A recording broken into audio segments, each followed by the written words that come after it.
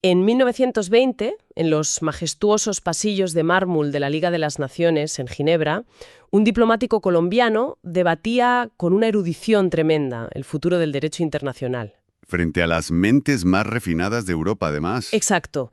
Hablaba varios idiomas, citaba a los clásicos y se movía en la alta política con una soltura envidiable.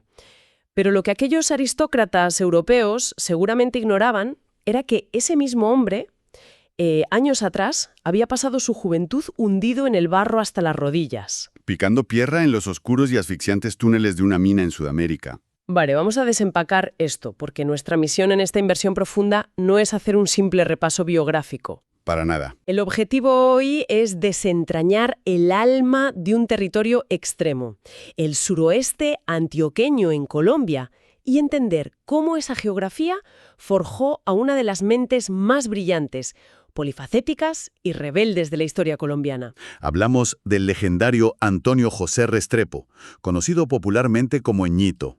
Eso es. Y queremos que quienes nos escuchan sientan el barro, la pendiente y el sudor de la montaña que dio a luz a este espíritu indomable. Pensad en esta inmersión no como la lectura de un libro de historia, sino como el ascenso por un camino de herradura, donde cada paso cuesta, pero la vista final lo cambia todo. ¡Wow! Me gusta esa analogía. Y para sumergirnos en esa realidad, hemos recopilado una colección de fuentes fascinante. No solo tenemos documentos históricos formales o registros del Congreso, sino también crónicas de la colonización del suroeste antioqueño, archivos municipales invaluables de pueblos como Concordia y Titiribí y documentales culturales contemporáneos. Y lo fascinante aquí es que, normalmente la historia de las grandes figuras suele presentarse desligada de la tierra que pisan, ¿verdad? Como si las intelectuales simplemente flotaran sobre el paisaje. Sí, como si hubieran nacido ya en un despacho. Exactamente. Pero lo que revelan estos documentos es que, en este caso, el individuo es total y absolutamente inseparable del relieve geográfico. El terreno no solo es un decorado de fondo, es el motor principal de su desarrollo cognitivo y moral. Vale, pero pongamos esto en perspectiva, porque cuando vemos un mapa topográfico en una pantalla, todo parece inofensivo. Una mancha verde oscuro por aquí, unas líneas de contorno por allá. Ya, la magia de la tecnología. Claro, pero las crónicas de 1830, cuando pioneros como Manuel Herrera o el propio abuelo de Ñito, don Juan José Restrepo Uribe, llegaran a fundar lo que hoy es Concordia, que antiguamente se llamaba Comía, describen un infierno vertical. Las fuentes hablan de un territorio que va desde los 500 metros sobre el nivel del mar, a orillas del inclemente río Cauca, hasta los casi 2.500 metros en el alto de la abertura. Menudo desnivel. Espera, es que me cuesta visualizar cómo se vive ahí. Estamos hablando de construir pueblos en pendientes de 45 grados. Yo misma me lo pregunto, ¿cómo no se resbala todo hacia el río? Es una pregunta súper lógica porque desafía por completo el sentido común urbanístico. Las crónicas detallan que no estamos ante una postal turística de colinas onduladas. No. Es una tierra agresivamente inclinada. Construir allí requería literalmente una ingeniería de supervivencia. ¡Madre mía! Tenían que aterrazar la montaña a base de fuerza bruta, creando pequeños escalones planos en medio del precipicio para sentar los cimientos de las casas. Y el suelo, además, es arcilloso. Uf, arcilla. Claro. Entonces, la mecánica de simplemente caminar de tu casa al campo de cultivo implicaba clavar los pies en un ángulo antinatural, utilizando los dedos casi como garras para no caer al vacío. El esfuerzo muscular y cardiovascular diario que describe esta gente era tremendo. O sea, un gimnasio de alta intensidad, pero obligatorio y de por vida. Exacto. Leyendo los documentos, la meteorología no daba tregua. Hablan de una excesiva rudeza ambiental. Imagino que un verano asfixiante seca esa arcilla hasta dejarla como cemento, pero ¿qué pasa en invierno? Porque en esa zona de Colombia llueve con una violencia que aquí nos costaría imaginar. Es que el invierno transformaba el terreno en una trampa mortal, directamente. La arcilla mojada se convierte en un barro espeso y resbaladizo. Los caminos de herradura que ya eran estrechas cornisas al borde de desfiladeros se volvían ríos de lodo donde las mulas se hundían hasta el pecho. ¡Qué angustia! Las familias enteras estaban sometidas a esta constante agresión de los elementos. No había tregua alguna. Si la cosecha se arruinaba por las lluvias o si un deslizamiento de tierra se llevaba un tramo del camino, la única opción era reconstruir inmediatamente o morir de hambre. Literalmente una cuestión de vida o muerte. Sí, y si conectamos esto con el panorama general, ese nivel de fricción constante con el entorno tiene un impacto sociológico profundo. Un ecosistema tan hostil no permite la debilidad. Claro, es como si la montaña funcionara como un colador evolutivo gigantesco y despiadado. Si no tienes una tolerancia al fracaso absurda, te marchas a la primera semana. Totalmente de acuerdo. Y las crónicas insisten mucho en una metáfora fundamental que debemos destacar aquí, porque es clave. Estas personas, estos colonos de la Selva Virgen, fueron forjadas por la montaña como se forja el acero a fragua y temple. Qué buena imagen. Es que el acero no se endurece con caricias, requiere calor extremo, golpes de martillo y enfriamientos bruscos. Pues bien, la montaña aplicaba ese mismo tratamiento térmico y físico a la psicología de sus habitantes. Exigía una voluntad inquebrantable que luego se transfiere genética y culturalmente a sus descendientes. Me encanta esa imagen del acero. Pero claro, tener voluntad es una cosa y mover la economía es otra. Y aquí es donde los archivos municipales me han dejado completamente perpleja. Porque, a ver, ¿cómo prospera una región donde apenas puedes mantenerte en pie? Es el gran misterio, sí. Entramos entonces en la epopeya de la arriería. Visualicemos esto. Hombres y mujeres trabajando descalzos bajo un sol hirviente y luego soportando aguaceros torrenciales y transitando por estos caminos de barro intransitables. Con unas cargas brutales. Aquí es donde se pone realmente interesante. Yo me quejo cuando tengo que subir las bolsas de la compra por 2 pisos de escaleras, pero los registros dicen que estos arrieros subían por pendientes de 45 grados, cargando, bueno, de todo, desde sacos de café hasta pianos y altares de mármol. Altares de mármol para las iglesias. Altares de mármol. Pero hay un detalle técnico en los textos que no termino de procesar. Mencionan que transportaban ruedas Pelton para las inmensas minas del Zancudo en Titiribí. ¿Cómo metes maquinaria industrial pesada en un camino de herradura? Es un desafío logístico alucinante. A ver, una rueda Pelton, para dar contexto a quienes nos escuchan, es una turbina de agua enorme y pesadísima de hierro fundido. Está diseñada para aprovechar la caída del agua a alta presión y generar energía que en este caso se usaba para mover los molinos que trituraban la roca en las minas de oro. O sea, un monstruo de metal. Un monstruo absoluto. Y llevar eso desde el río hasta las cumbres no se podía hacer en un carro porque no había carreteras ni ruedas que funcionaran en ese lodo. Entonces, ¿cómo lo hacían? Pues la mecánica de transporte implicaba desarmar la maquinaria en las piezas más pequeñas posibles, y aún así algunas pesaban cientos de kilos. Tenían que atar esas piezas de hierro entre 2 o 3 mulas alineadas. O peor aún, arrastrarlas sobre patines de madera untados con sebo, tirados por cuadrillas de hombres y bestias, avanzando quizá unos pocos cientos de metros al día. Madre mía, el esfuerzo físico. Y un solo error de cálculo en la tensión de una cuerda significaba que la máquina, la mula y el arriero se precipitaban al abismo. Fin de la historia. ¡Qué barbaridad! ¡Qué locura de esfuerzo! Pero fíjate en otro detalle crucial que subrayan las crónicas, el aislamiento. Porque este trabajo titánico muchas veces se hacía en solitario. Bueno, solitario entre comillas, porque el arriero iba acompañado de sus 2 amigos inquebrantables e inseparables, el perro y la mula. La Santísima Trinidad de la Arriería. Exacto. Y aquí tengo que hacer de abogada del diablo, ¿eh? A ver, estoy intentando conectar 2 cosas. Por un lado, me describes a un tipo aislado, caminando en silencio por la Selva Virgen durante semanas solo con un animal. Por otro lado, sabemos que esta cultura genera conversadores ágiles, sociables y súper rápidos de mente. ¿No debería ese nivel de aislamiento volver a la gente más bien huraña y poco comunicativa? Parecería contradictorio, sí. Pero la psicología del aislamiento en movimiento funciona de otra manera. Cuando estás caminando 14 horas diarias por un terreno monótono y peligroso, el cerebro necesita desesperadamente un estímulo para no perder la cordura. Claro, no puedes mirar el móvil. Exacto. No hay distracciones externas, no hay instituciones, no hay reyes ni gobernadores. En medio de la Selva Virgen, solo estás tú, el animal y la naturaleza. Entonces la mente se vuelca hacia adentro. Como una introspección forzada. Eso es. Empieza a jugar con el lenguaje. El paso constante de la mula en el barro, ese sonido rítmico de chas, chas, chas, funciona como un metrónomo natural, un compás de 4x4. Y sobre ese compás, el arriero empieza a improvisar mentalmente versos, a buscar rimas, a contar historias silabeando para matar el tiempo. Ah, claro.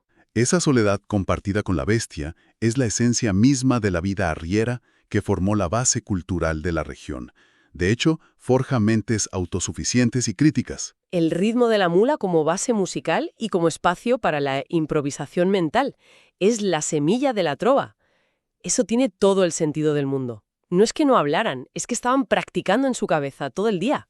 Totalmente. Y ahora que entendemos cómo funcionaba esta fragua implacable, este escenario obligatorio, llegamos al punto clave, a nuestro pivote narrativo. Porque para entender el ingenio, el humor y la profundidad de Ñito Restrepo, primero hay que entender el rigor de la tierra que lo vio nacer.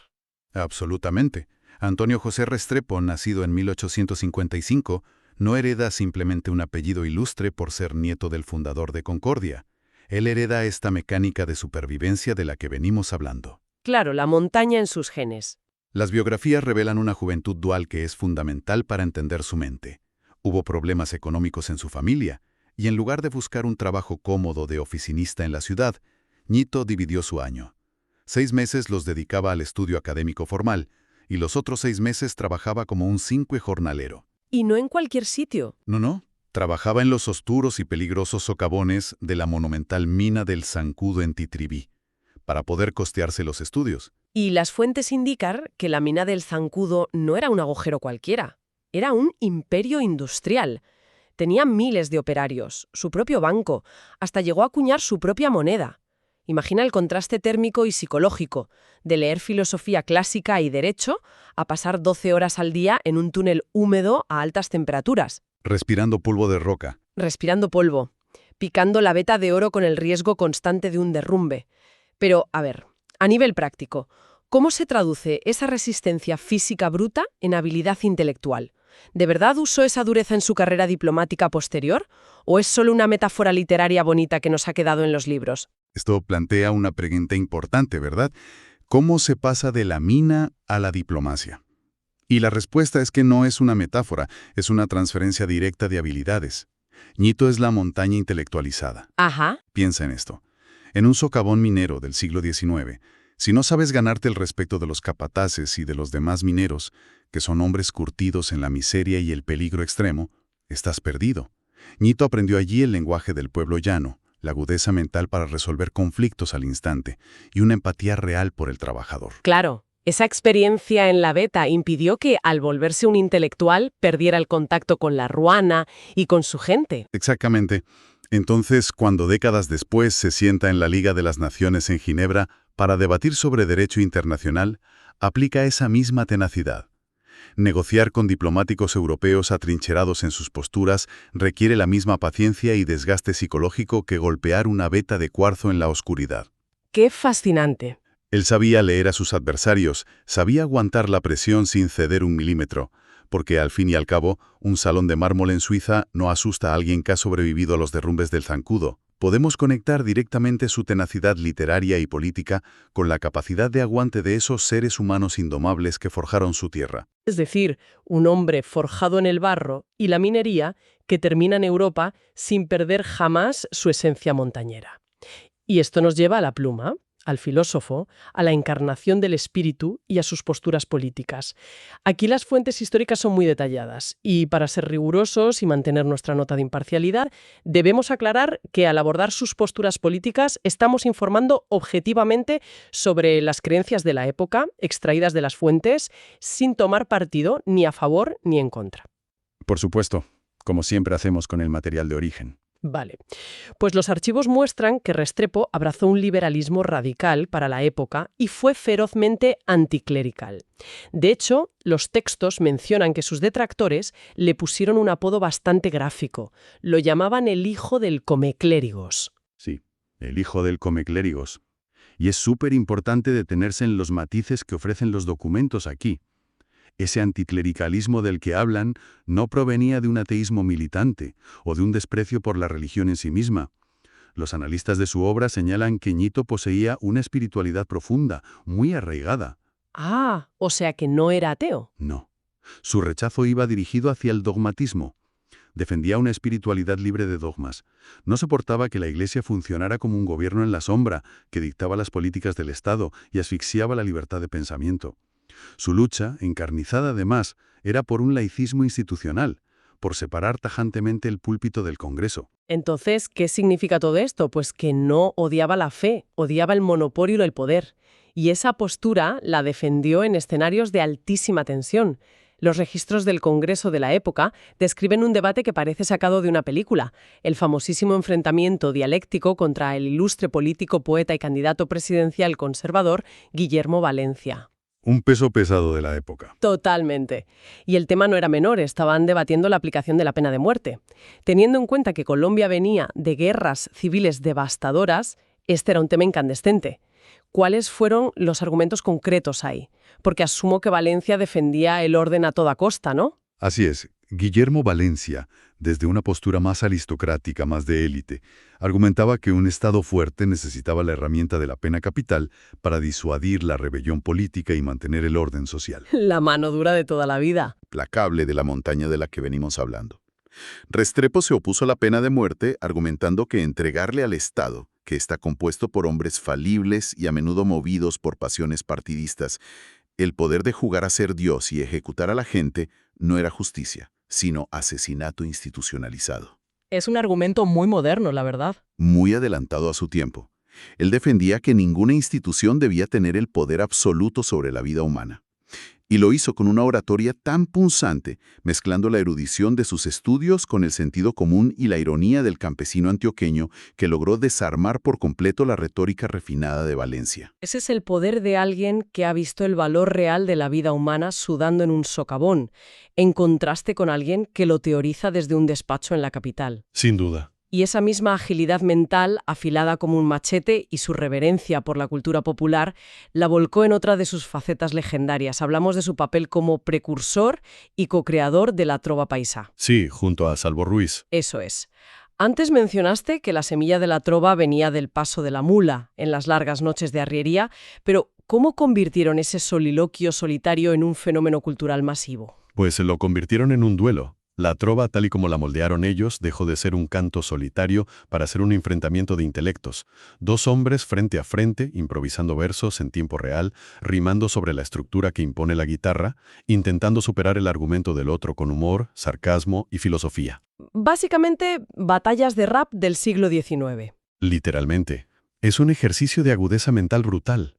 Tienes que pensar tu rima, escuchar la del rival, encontrar su punto débil y contraatacar en cuestión de segundos. Y con público. Y lo fascinante, en las fuentes, es que Ñito no dejó que esto se quedara como una simple anécdota rural.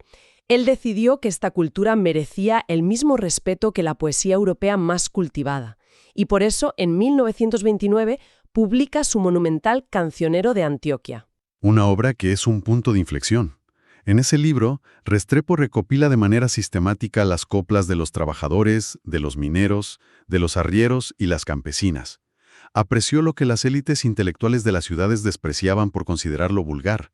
Él entendió que el verdadero espíritu de una nación no está solo en sus leyes escritas, sino en cómo canta y rima su gente llana cuando intenta darle sentido a su duro día a día. ¡Qué maravilla! Leyendo todo este material me queda claro que Ñito Restrepo funcionó como un puente indispensable entre la herencia radical y la modernización institucional. Demostró empíricamente que la cultura de un país no reside únicamente en las bibliotecas solemnes o en los despachos de la capital. Reside con igual fuerza en el lomo de las mulas y en las manos manchadas de tierra de los colonos.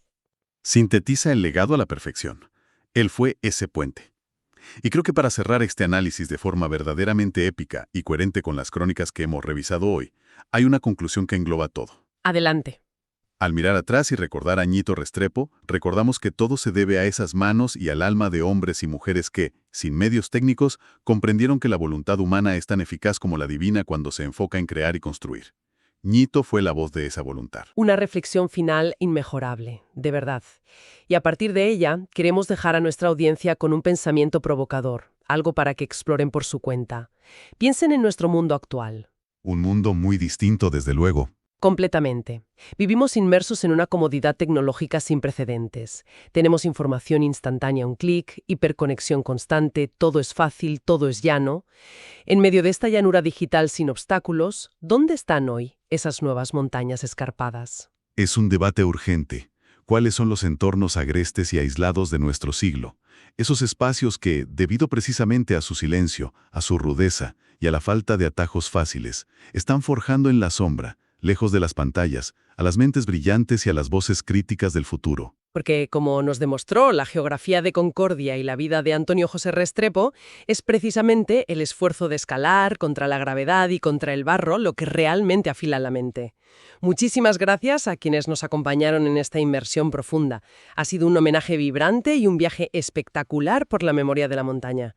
Esperamos que no lo olviden la próxima vez que ante un reto elijan el camino difícil. Un placer, como siempre.